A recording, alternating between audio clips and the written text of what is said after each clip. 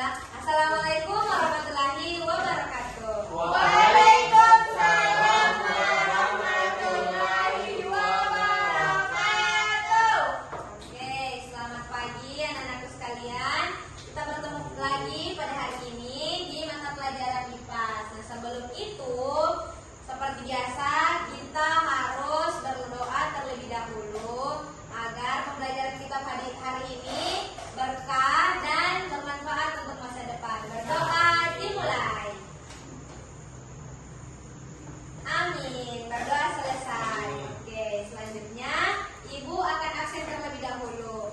Nah, variasi absen kali ini yaitu ketika Ibu sebutkan namanya, silahkan menyebutkan anak-anakku sekalian sarapan apa tadi pagi sebelum ke sekolah.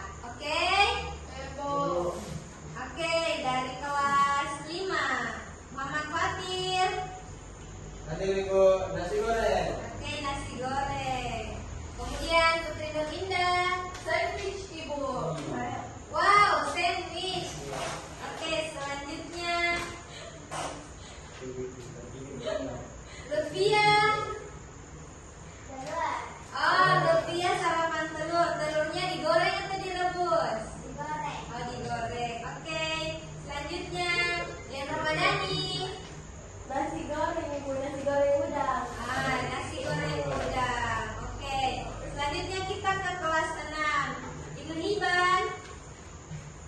Roti Ibu. Roti. Orang kaya. Lebih kaya Ibu, lebih kaya. Oke, selanjutnya Prameswari Putri.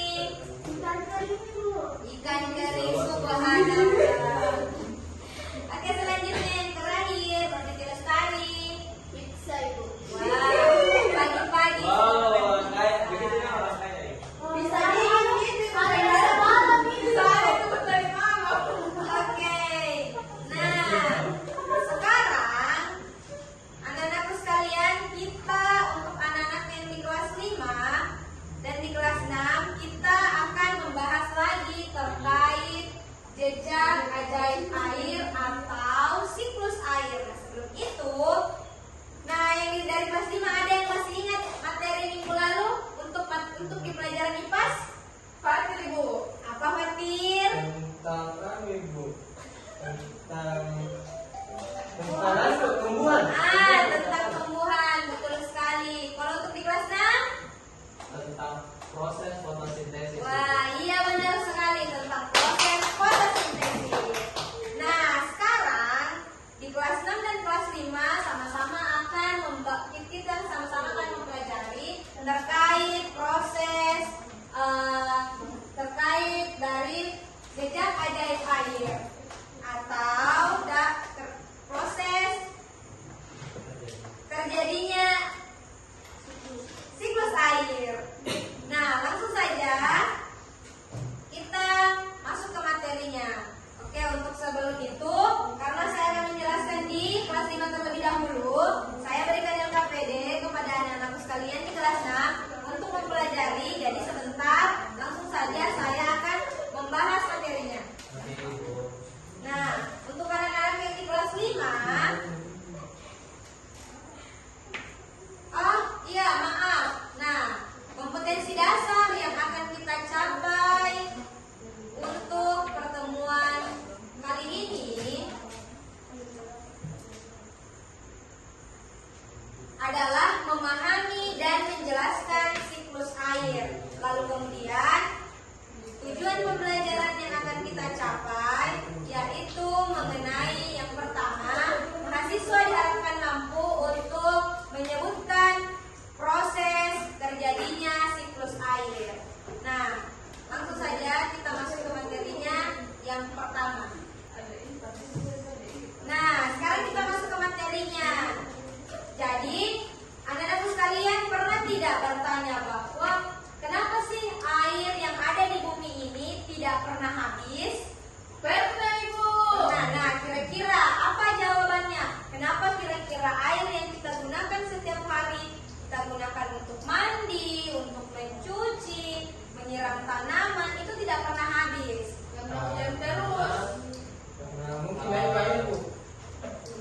kapan ambil air di laut itu? Ya, semua jawaban yang diutarakan itu sangat benar. Karena adanya hujan, karena awan menyerap air, karena air naik ke awan, itu semua sangat benar. Jadi, karena air tersebut tidak pernah habis, karena ada yang namanya siklus air. Nah, itu yang akan kita bahas pada pertemuan kita kali ini. Jadi, proses ini terjadi karena adanya panas matahari yang membuat air tersebut menguap, lalu kemudian berubah menjadi sebuah awan yang akhirnya turun ke bumi menjadi sebuah hujan. Oke, jadi sudah paham sampai di sini kenapa air yang kita gunakan tidak pernah habis? Oke. Nah, selanjutnya, ini kita lihat ada yang namanya proses siklus air. Jadi proses siklus air itu, ayo dilihat di depan, ada berapa? Ada empat. Apa yang pertama? Evaporasi. Kemudian Kondensasi. yang ketiga? Presipitasi. Dan yang terakhir?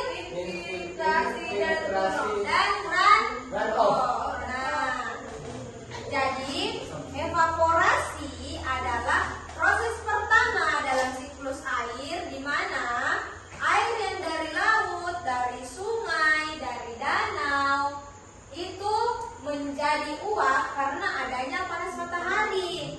Nah, uap air tersebut akan naik ke atmosfer, lalu kemudian menjadi bagian awal dari perjalanan siklus air ini.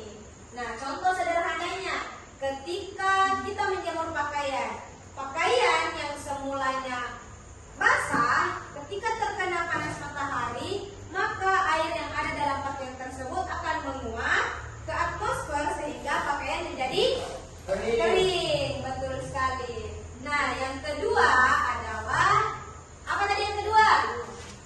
Oh iya, kalau evaporasi yang tadi adalah evaporasi penguapan air yang ada di lingkungan kita, yang ada di lingkungan manusia. Evaporasi yang ini adalah penguapan air yang ada di jaringan tumbuhan. Jadi, terkadang ketika pagi-pagi kita menemukan di bagian batang dan bagian daun ada embun-embun kan?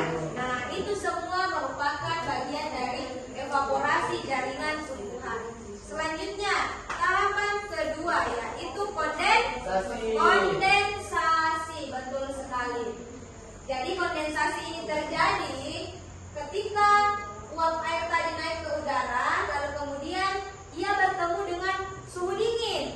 Nah, setelah suhu dingin ini bertemu dengan uap air, maka ia akan berubah menjadi titik-titik air kecil.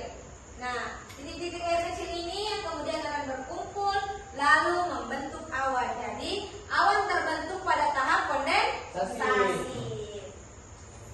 Selanjutnya, yaitu tahapan ketiga atau presipitasi.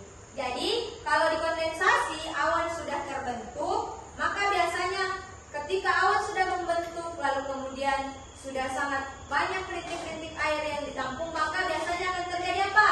Hujan. Terjadi hujan. Jadi di presipitasi ini maka terjadilah hujan. Dan yang terakhir adalah infiltrasi dan runoff. Jadi ketika terjadi hujan, maka air tersebut akan turun ke bumi, lalu kemudian terjadi infiltrasi dan runoff. Nah, infiltrasi itu terjadi ketika air yang turun ke bumi, ia diserap oleh tanah. Jadi air yang turun dari langit terserap oleh tanah, terjadilah infiltrasi. Sedangkan runoff, air yang tidak terserap oleh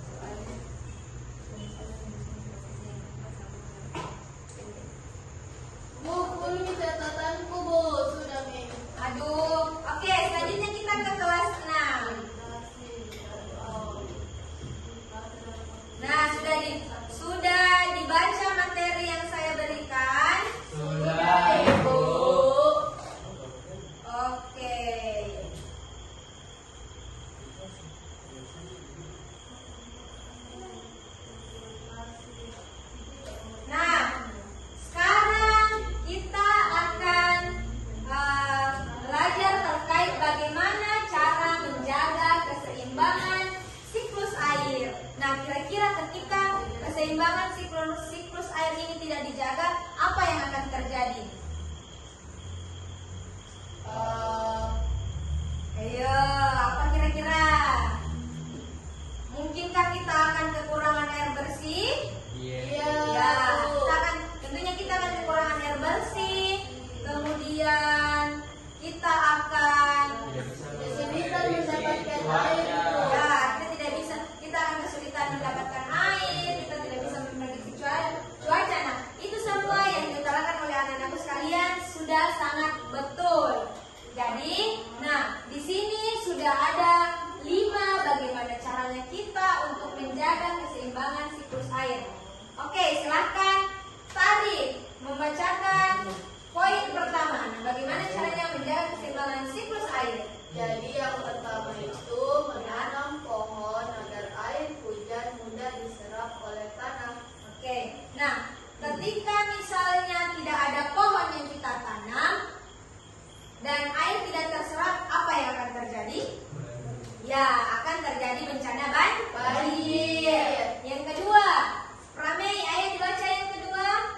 Tidak menebang hutan sembarangan. Oke, tidak menebang hutan sembarangan karena pohon membantu menjaga kelembapan udara. Yang ketiga, silakan dibacakan itu. Menghemat air dalam kehidupan sehari-hari. Iya, menghemat air dalam kehidupan sehari-hari. Itu semua merupakan cara menjaga keseimbangan siklus air. Oke. Nah, bagaimana tugasnya? Sudah selesai? Belum Ibu. Oke. Sekarang saya akan berikan juga tugas untuk kelas 6.